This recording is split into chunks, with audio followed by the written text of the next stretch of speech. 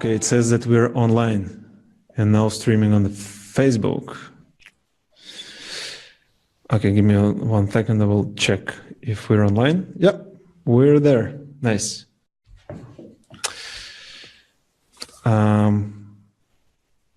Okay. Let's wait a little bit till some people will join, because we have like 1 viewer or something like that. It would be a shame to start with 1 viewer. Where are you currently? I'm in Austin, Texas. Nice. Are you have you been born there, or? No, I've been raised here though. I've lived here Texas most of my life. Been in Austin like the last 25 years. But no, I wasn't born here. I see. But I'm a Texan. And no, I don't ride a horse to work. I don't have a cowboy hat or boots either. I see. No, but Austin is like this. It's like this little oasis in the middle of Texas. It's different. Most of Texas is very, very liberal. I'm sorry, very conservative. And Austin's very liberal. So it's kind of like this. Most of Texas is kind of flat and like prairie land, but Austin's like hilly, and we have like 90 vineyards here and stuff. So it's a really cool town. Keeps getting voted the #1 place to live in America. So more and more people are moving here all the time, making the traffic really bad. I actually know Ryan Moran. He's from Austin too, and that's it. So basically 2 people, you and... Yeah, there's a lot of digital marketing here. A lot of Amazon people, a lot of digital marketing people. Austin seems to be like a big center for that. Okay, I see. Okay, so let's. Okay, I will share this interview to my page or whatever. So you do a bunch of Facebook Lives. I mean, a lot of times you get a small amount of people that show up on live, and then a lot of people watch the replay in the feed. Yeah, that's what we're experiencing too. Yeah, we just did one last week. It had like 70 people live, and like 5,000 people watched it in the feed. 1 moment, just sharing, and I think bunch of people will join soon. Okay, now, yeah. Okay, Kevin, let's jump right into it. So basically, Kevin is one of the amazing speakers on June's event in Kiev. And I just wanted to run this interview so some of you guys would know Kevin a little bit more. So Kevin, I met you in Inner Circle Mastermind this March, and I liked your content and your experience a lot. But no one actually know you here. Yeah, that's true. Haven't made it across the pond yet. But yeah, here in the United States, I've been selling, I've been doing e-commerce for about 25, 30 years. I go back to before there was even a Google or anything like that, back in the old days. I've been selling on Amazon for about 15 years, but more like on the vendor side through a special program called Advantage as a private label seller for the last 3 years. I have 5 different brands. Some of those brands, I actually develop the products and actually, sketch them out on paper and have molds made and produce them. Other ones, it's the traditional private label where you find something in China or somewhere and you kind of customize it a little bit and put your logo on it. I do 7 figures on Amazon a year in sales. I also speak at like you met me in San Diego at the event. I speak at a lot of different Amazon events here in the States. In fact, in June when I come over for your events, which I'm really looking forward to. I saw the video on the website the other day. I was like, man, that looks like an awesome day of learning, an awesome day of partying. I can't wait. Got me really psyched up. Really pumped to get over there. But so I speak at a lot of events here in the States. I'm speaking at 4 different events in June all over Europe. And then I also do mentoring. I mentor people here in the States doing about $500 million a year in sales in total in the Illuminati Mastermind. And then I also train a lot of new students in my Freedom Ticket course, which is a course for brand new people. I see. Can you maybe tell more about how you started on Amazon? What were the numbers? How did you jump into this private label business? Yeah, I never actually took a course or a class. I had another business before in e-commerce, and I was kind of writing it out. In 2007, I decided to travel the world for a year, where I would spend like 2 weeks in the office and 2 weeks on the road. I ended up going to all 7 continents and about 90 countries. But that 1 year turned into about 7. So I did that for like 7 years. So I had a really good lifestyle because I was on I had a different e-commerce business. Well, that one started to wind down. I was kind of riding out the wave, or the last little ink and milking it for the last little bit of money I could. And then in 2015, I saw a course from Amazing or something. They were doing some promotions for one of their courses on the internet. And I watched the little free videos they had, and I was like, hey, you know what? I don't need to pay for this course. $5,000 or whatever they're charging. I know how to do this. I've been importing from China from my other business. I've been doing this internet marketing and everything for a while, so it was natural to me. So I decided to jump in with 5 brands, and that's how I got started. So its first product went live in August of 2015, and right now I have about 15 SKUs. I don't have a huge, my philosophy is more less SKUs, more money per SKU, rather than more SKUs and less money per SKU. Some people like, Will, I saw he's speaking, he goes really wide. I like to focus, and, I've been there where I've had a big company before, and I had a lot of people working for me, and I really don't want to go back to that. So I like to try to find these SKUs that can do $250,000 to $1 million a piece a year potentially, and just focus on that core group. And so that's what I do. And like I said, I started with 5 brands.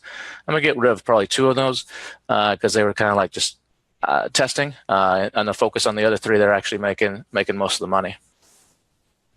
I see. And if you had, like, let's say maybe $20,000 now, what would you start private label business, and what would be the starting point? What would you do? Yeah, people, to get into this business, the number one question is that people always ask is, how much money do I need to start this business? And the answer that I always give that is you need 2.5 times, so 2.5 times your initial inventory level. So it's all dependent. There's people that say, hey, I started with $500, and you hear these stories on the webinars and on the internet and YouTube. I started with $500, now I'm a millionaire. But I can tell you that most of those people that did that, they might have started with $500, but 2 weeks later, they were getting more money from their uncle or taking out of their bank account or something. There's more to the story that they don't tell you, because this business takes money. If you're successful in this business, if you just want to make a little bit extra money on the side, take a nice vacation, maybe pay off a little bit of debt, you can start with lower money. But if you want to treat this like a real business and like have a really good success and take care of your family and have a legacy, you need to come with a little bit more money. And that amount varies. So if you have $20,000, that's a really good starting point. That's an awesome starting point, more than what most people. But it all depends on the product you choose. So let's say if you're going to choose a product that's going to cost you, say, $3 to have it made and have it shipped into Amazon, and you're going to order 1,000 of those to begin with, well, that's $3,000. So you multiply that by 2.5, so that would be $7,500. That would be the bare minimum you would need. So it all depends on the product you choose and the cost, how much you actually need. The opportunity there used to be, everybody used to teach, find something really lightweight, really small, fits in a shoebox, you can air freight it over. There's still some products out there that exist like that, but those opportunities are not nearly what they used to be. More of the opportunity now for successful products is on the higher end, more expensive products. There's a lot of opportunity in that, so that takes more money, and you don't have to sell as many. But the opportunity, some people say, is Amazon saturated? Is it too late? Did I already miss it? And the answer is absolutely no. 3 years ago, it was easier. You didn't have to have as much money. The competition wasn't as fierce. So now it's it's a true business. You can't just come into it like this is punching your winning lottery ticket. It's a true business, but if you approach it right, and focus on the 4 fundamental things that takes to succeed in this business, you can do very, very well. And the United States is where a lot of people start because it's the biggest market, but it's also the most competitive. So it's a great place to potentially start. But I know people that are only selling in Europe. They live in the United States. They don't even sell in in the United States. And, I know a 21-year-old kid doing, he dropped out of Dartmouth. He's doing like $10 million a year, or after 1 year, just selling in Europe. So the opportunities are good, but there's like 12, I think it's 11 or 12 Amazon markets. And so you can pick the market you want to start in that's most comfortable to you and just expand out from there. It's Amazon is growing. If you look at the numbers, it's like 20% or 30% year over year. It just keeps going up and up and up. And I don't see that stopping anytime soon. So it's a great opportunity. And what I always tell people too is like, look, you could take $5,000 and you could invest it in a really good mutual fund, like on Wall Street here in the States, and with the like the best one. And after 3 years, you're going to have about $7,500. You're going to make about $2,500 in interest if you're in the best investment mutual fund out there. But if you take $5,000 and put it into an Amazon business, and you actually treat it like a business, and you don't have to take the money out to live on, and you can keep rolling it over, you can potentially take that $5,000 to $52,000 or more in the same period of time. So the return, the opportunity for high return in an Amazon business is incredible. And probably the best thing that most people overlook right now in this business is to build something and sell it. So there's always the people that want to quit their job, they want to make a bunch of money, but if you're able to treat this like a business, not take money out, just keep reinvesting, and in about a year and a half's time, you can actually sell the business. And that's where the best opportunity is right now, is in selling this business. There's companies popping up here in the States that are buying Amazon businesses. And so if you can start one and focus on it and just grow it to $300,000 or $500,000 or $1 million in profit in a year and a half, you can sell that for about 3 times your profit. And so you can take all that money out, put a bunch in the bank, pay off your bills, and then you'll have some extra money that you could start all over again, do it again. It's great leverage. I've never seen anything like it in the history of business that's so powerful. Okay, well, I'm gonna interrupt you. Sorry. That would be my strategy from now. So Kevin, what would be the perfect product for you to start like at this point? What would it be like? What would be the cost, the complexity of the product? How? Well, to pick a product, I can't say this is the perfect product, because some people put out lists. Here's 100 great products to sell on Amazon, and I would stay away from those lists because that's what everybody does. So you go online, you're like, oh, this is a great opportunity right now, but everybody else is looking at the same products. So I can't tell you this is the perfect product. There's so many variables.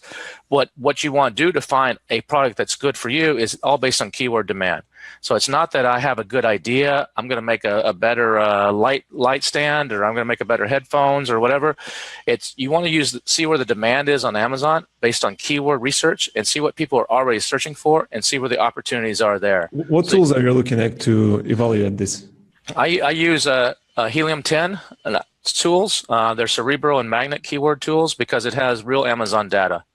There's a lot of tools out there that take Bing or Google data and they interpolate it, but it's not the real data. So you have to be careful with that. Viral Launch also has some tools that are good. Market Intelligence and their Product Finder are really good tools too, that also has the data. And there's another one called Seller.tools. Those 3 are the main tools that I use when doing my product research and keyword research. They're really good tools. The lucky thing for us, if you're just starting in this business, is the tools are way better than they were 3 years ago. In the last 6 months, there's been a huge evolution of the tools. And it makes it actually a lot easier to find real data and to find real good opportunities. But so keyword demand, what are you looking at? Like, what should be the numbers be? Well, on keyword demand, I like to see at least 6,000 exact search.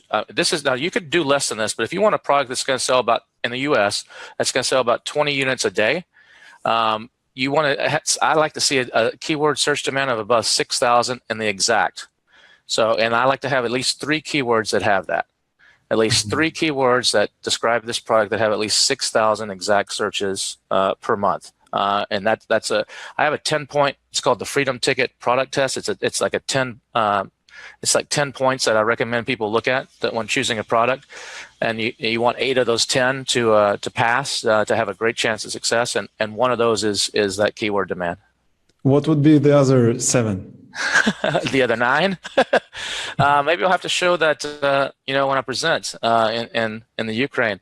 But some of the others, I mean, just real quickly, off the top of my head, some of them, like you don't want more than 3 of the page 1 for any keyword to have over 1,000 reviews, because that means it's going to be very competitive to actually compete with them. Reviews are the currency of Amazon.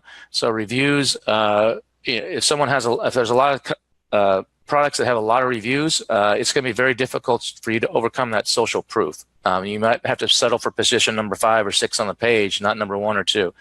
Also look to see that there's not too many products being sold by Amazon, shipped and sold by Amazon, because Amazon, if they're buying it and they're selling it, they don't care about the price. They could always undercut you. Sometimes Amazon doesn't even care if they make money on the products they sell.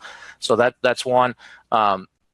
I like to see that most of the products are not, there's not too many of them that are more than 2 years old, because products that are more than 2 years old, there's a strong history that's built in. I like to I like to see that the ROI is at least 150%. A lot of people focus on profit margin. They say, hey, look, I've got a 30% profit margin or 40% profit margin. In this business, if you talk to most of the top sellers that are doing millions of dollars, private label, their profit margins after you take away all expenses are around 20 to 25%. That's typical. Now, sometimes you'll find an outlier that has higher than that. But if you hear people in the Facebook groups or somewhere else saying they got 40, 50% profit margins, more likely than not, they're bullshitting you. They don't have all the data. It's that's just that's not the full profit margin. So, but profit margin is only on paper. That's why the advantage, like I said earlier, is selling this business, because let's say you do grow this to $1 million a year in sales, and you have a 25% profit margin. So that means a $250,000 profit. That's awesome. But I can tell you, you don't have $250,000 in your bank account. You might have $10,000 in your bank account, because you're constantly having to use that money and buy more inventory and stay ahead of it. Because if you're successful, you got to keep spending more and more money to make sure you don't go out of stock. Because the worst thing that can happen on Amazon is to go out of stock. It really kills your momentum, and it's almost like starting over if you're out of stock very long. So ROI is how many times you turn the inventory. It's your return on investment is what it stands for. So you want to, what I recommend is you find products where you can turn it at least 4 times a year. Well, and 6 is better. Now, what does the word turn mean? The word turn means that if it's 4 times a year, basically you're reordering every 3 months. So divide 12 months by 4, and every 3 months you're getting more inventory in. The better you can, the higher that number can be. Like if it's a 6, that means every 2 months. That means you're turning your money over faster, and that's the key to success and growth on Amazon. Is ROI. So you want to focus on that's a very important metric. So those are a few of the things that I talk about in the Freedom Ticket test. Sure. Thanks for sharing. And okay, so you told that out of stock is the worst thing that can happen. I totally agree with that, but it happens. So what's your strategy of solving it to get on the track? You hear a lot of different theories on this. Some people say you should raise your price and slow down your sales so you don't go out of stock. Say you're going to go out of stock. Some people say raise your price so the sales slow down so you don't go out of stock. I think that's the absolute worst thing you can do. You see a lot of stuff in Facebook groups from people that are talking out the side of their butt that really aren't doing this and don't really know the numbers behind it. Amazon works on the algorithm works on history, and so that history is based on like 1 day, 3 day, 7 day, 14 day, a month, 6 months. So there's these formulas based on how well what your average sales are in those periods, and they mesh them all together, and that helps you determine how you rank. So if you raise your price and slow down your sales, you're lowering your average sales per day history. That's a bad thing.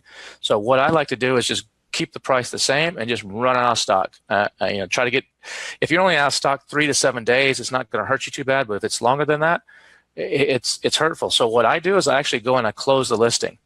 And it's kind of scary for people because they're like, oh, I don't want to close my listing. But if you go into Seller Central and on your inventory, there's a little option there where you can actually select the product and say, close this listing. That doesn't mean delete it. It doesn't go away. All the pictures, everything stays there.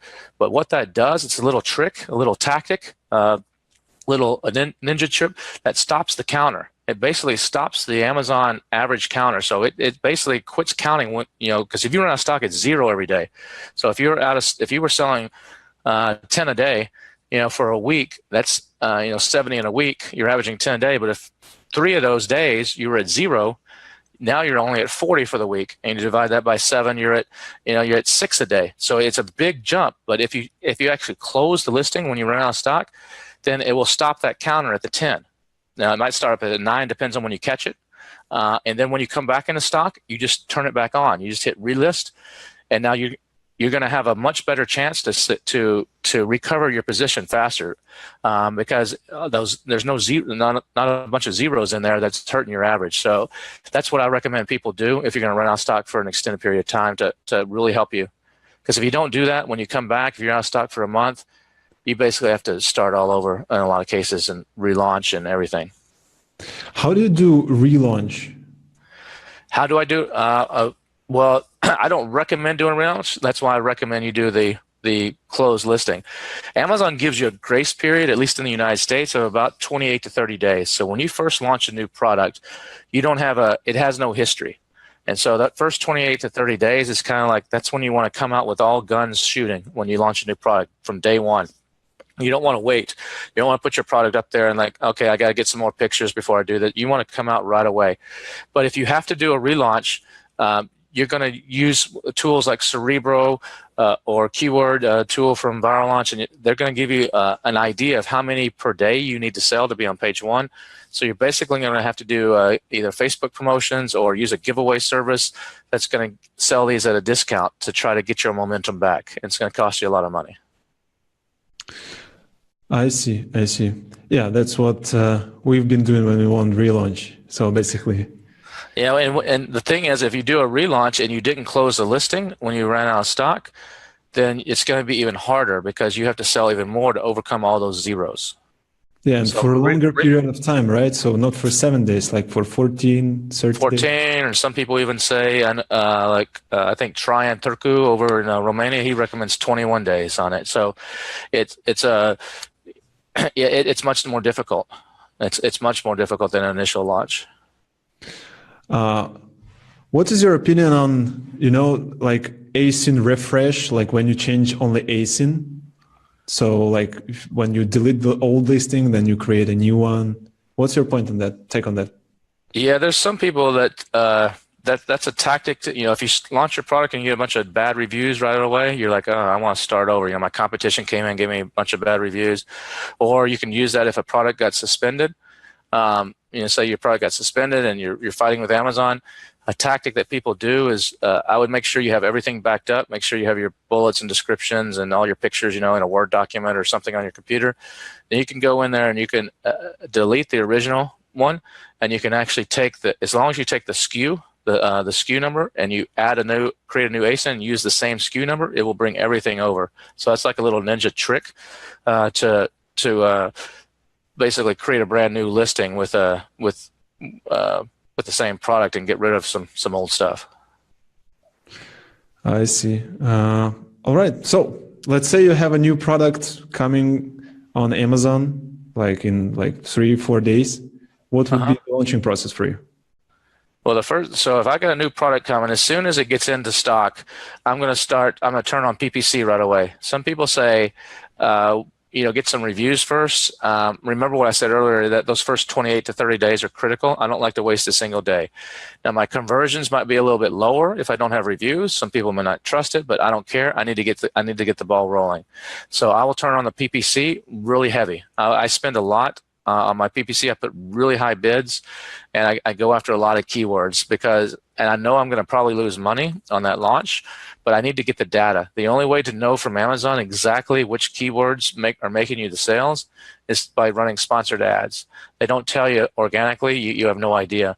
So I need to know which keywords are making my sales and which ones are getting the clicks and which ones are converting. And oftentimes it's different than what I think.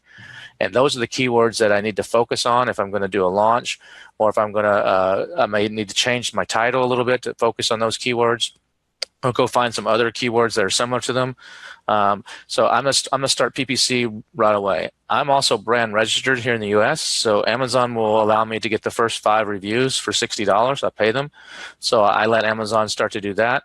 I personally do not use friends and family. I don't do any of that. I mean, a lot of people do, but I just personally don't. I believe in putting out a really good quality product and with a really good listing, and the sales will come. more organically and naturally. And then I will do start running some Facebook ads to try to get people in to buy the product at a heavy discount. If I have an email list of similar buyers that say, it's a dog treat or something, and I have other people in the past that bought dog treats from me, I will email them with a discount and a special URL, two-step URL to go through that has the keywords in the URL. And then I'll often use a service like Casey, who's speaking at your event, his viral launch service, to actually do a big promotion as well over a 8 to 10 day period. And then sometimes I also will reach out to influencers if I know some or have worked with in the past, or if I haven't, I'll find someone in that space and say, hey, let's do a giveaway. If you'll promote my product, we'll give away some to your audience and drive some traffic over that way. The key is you want to send traffic from as many places as you can when you launch, because that's a good signal to Amazon that you're serious. You don't want just everything coming from one place. The more places, the more traffic sources that are coming in, you're going to get a little bit of love from Amazon. It's going to help you. So those are some of the things that I do when I launch a brand new product.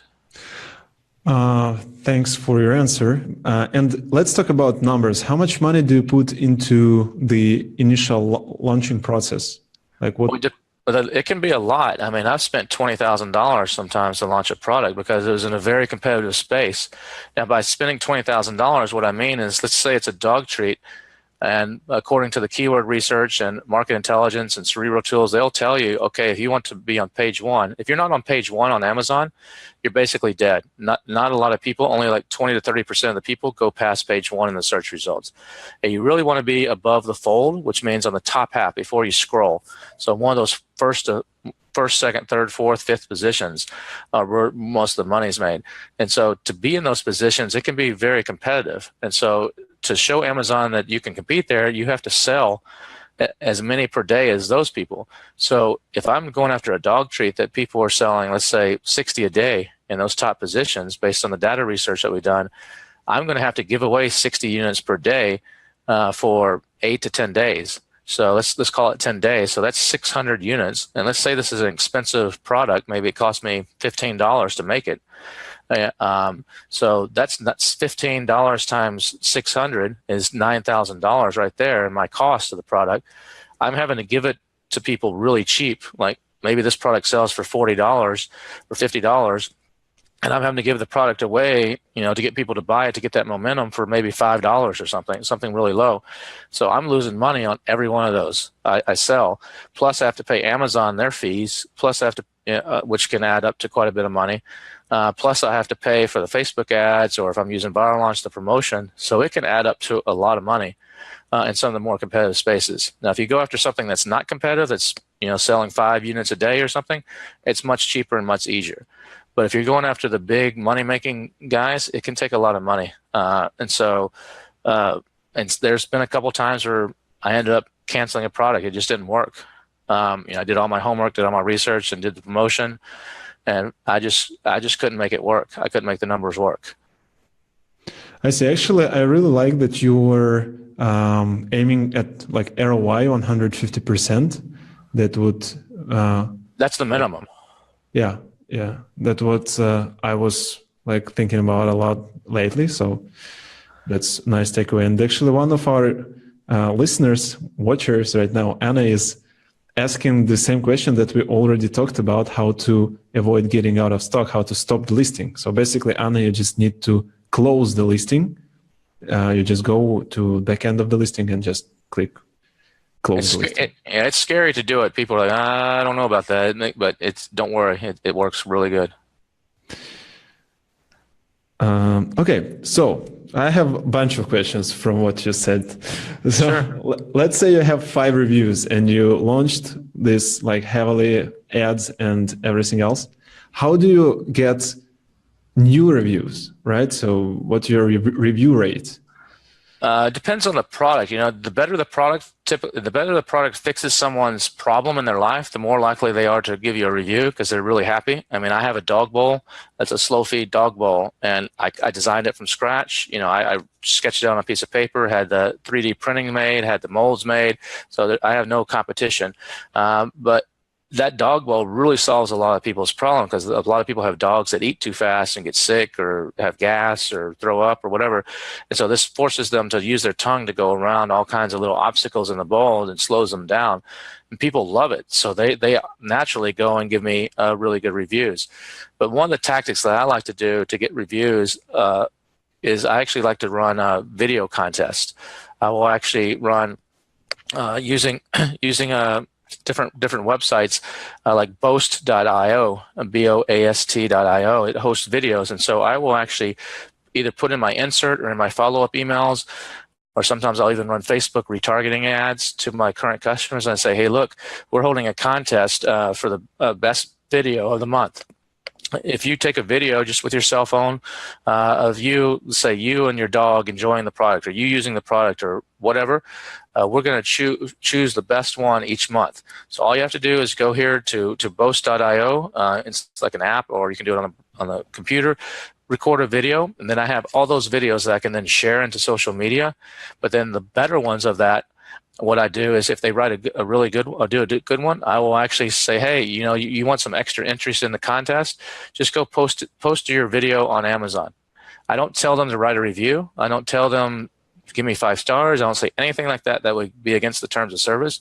Just say, hey, go for 5 extra entries. Just go post it on Amazon, and a lot of them will do it. And to post a video on Amazon, you have to write a review. So it's like it forces them to put a review there. And so then each month I will go through and I'll pick one video, and I'll say, hey, this is the winner. You get a free year of dog treats. Every month we send you a free bag or whatever it is. And so you have to think outside. That's just one little tactic that can work. You have to think outside of the box a little bit, and get a little bit more advanced in today's world of getting reviews. But you don't need to worry. I mean, some people stress over the reviews. The thing I say is, like earlier, if you pick a product where everybody has over 1,000, a lot of the top guys have over 1,000 reviews, your chance of catching up to those people, unless you're going to do something really black hat, is not going to happen. That's why those products, if you're going to pick that, you're just going to have to accept that, hey, I'm going to be in the middle of the page. It's going to be very hard for me, and it's not worth fighting to get higher. You're just happy. I'm making my 10 sales a day or whatever the number is, and you're just happy. And there's nothing wrong with that. But you only need, there's been statistics done on reviews, on social proof, and 21 seems to be the magic number. Once you get to 21 reviews, people, for whatever reason, psychologically, people start to trust it a lot more. That's enough of reviews for people. If you only have 5 or 10 reviews, people are like, that's not quite enough. But once you get to 21, for whatever reason, most humans will say, okay, this is legit. And don't worry if you get some 1-star reviews. You actually need some 1-star reviews. I mean, you don't want a 1-star review that's like just tearing your product apart. Those are really bad. Those you don't want. But a few more general 1-star reviews actually helps you than hurts you, because people, if all your reviews are 5-star, people are going to have doubt. They're like, is this fake? And you can check that for yourself on your competitors. If you're ever doing, one of the things that I do when I'm searching for products is I download all the reviews of my competitors. So let's say I'm selling a new dog bowl. I will go to the top 5 sellers of dog bowls. I will use the Chrome browser and use the Helium 10 Chrome extension, which allows me to download all the reviews into a CSV file. So I don't have to sit there and page through all the reviews. I download them all, I sort them, and I filter them by 1-star, by 5-star. I look for opportunities. What can I fix? What are all the people complaining about? How can I fix that in my product? The 5-star ones and 4-star ones, I look at what are people saying? Why do they like this product? So I should use that wording. Sometimes the customers will write your listing for you. You can just take their wording and put it in the word of the customer and use that in your listing and your bullet points. But I don't like to do that if most of those reviews are fake, because sometimes there's people that are doing all kinds of stuff to get fake reviews, or they're buying having people buy it at full price and then giving them the money back by PayPal or a gift card. So, and there's software tools like fakespot.com that will actually analyze the reviews on Amazon. They'll give it a score of A to F. And so if one of my competitors his score is below a B, I discount those reviews. I don't trust them. I do that also when I'm buying products for myself. If I'm, for me personally, if I'm buying a product, I see because I know how the game works. So I have a little browser plugin that just tells me right on Amazon's page what the score is. So I like to get all those A's and B's, because those are real customers, and analyze those and see what I can fix. I see, I see. Thank you. Thank you for that. We have a bunch of questions in our chat here under the video. The most popular question is how to learn English so I can understand all of that. Is someone translating right now? No. No? Actually, Okay. a lot of people are understanding. It's just a couple of them. They're like, okay. I'm sorry, I speak fast. I'm sorry. I'll try to slow down. No, I think that's all right. So one of the question is, do you use autoresponder to get reviews or to communicate with your clients? Yeah, I think I use autoresponders, but I only send out one or two emails. Some people send like 5. I think that's overkill. The first email that I send out, I don't even ask for a review. I send it, it's all tips and tricks. It's just like, thank you for buying. You know, be careful when you get the package. Don't use a knife to cut the top. You might damage it. Or here's, if it's something they're cooking with, here's 5 tips, you know, of how to better prepare something. Or if it's a dog treat, you know, it's like, you know, dogs really like this. If you do this, it's tips. It's just straight up tips, and nothing else. I don't ask for reviews or for feedback or anything. And then about a week or 2 later, depending on the product, I'll send a second email, and then I'll say, hey, I hope everything's going great with your product. Love to get your feedback. If you don't mind, you know, if you can write a review. Well, what kind of open rates do you have in the reviews ratio or something like that?